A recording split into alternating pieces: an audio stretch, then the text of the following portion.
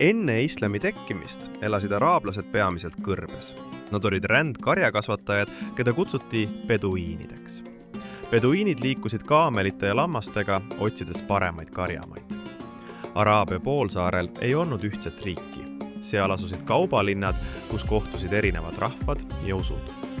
Kõige tähtsam usukeskus oli Mekka. Seal asus püha Kaaba, mille ümber austati paljusid jumalusi. Araablased uskusid 360 erinevat jumalat. Mekkasse tuldi palverännakule kogu Araabiast. Lisaks elasid seal ka juudid ja kristlased. See oli mitmekesine ja liikuv maailm. Muhammed sündis umbes aastal 570 Mekkas. Noorena töötas ta kaameli ajajana ja reisis palju. Ta kohtus juutide ja kristlaste õpetustega. Kui ta sai 40-aastaseks, ilmus talle ingel Gabriel. Gabriel ütles, et Muhammed on Allahi saadik.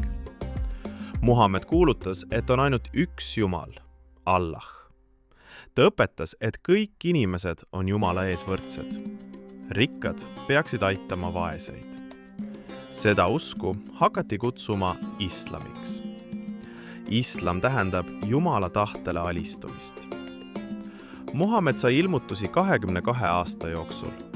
Moslemid peavad teda prohvetiks, inimeseks, kelle kaudu Jumal kõneleb. Alguses oli Muhammedil vähe toetajaid. Paljud kaupmehed kartsid, et uus usk vähendab Mekkasse tulijaid. Seetõttu kiusati moslemeid taga. Aastal 622 põgenes Muhammed Mediinasse. Seal rajas ta esimese islami kogukonna.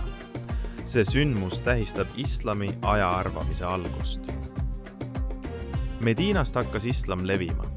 Mõned hõimud võtsid usu vastu vabatahtlikult, teised allutati sõjaga. Aastal 630 vallutas Muhammed Mekka. Ta puhastas Kaaba vanadest jumalustest ja pühendas selle Allahile.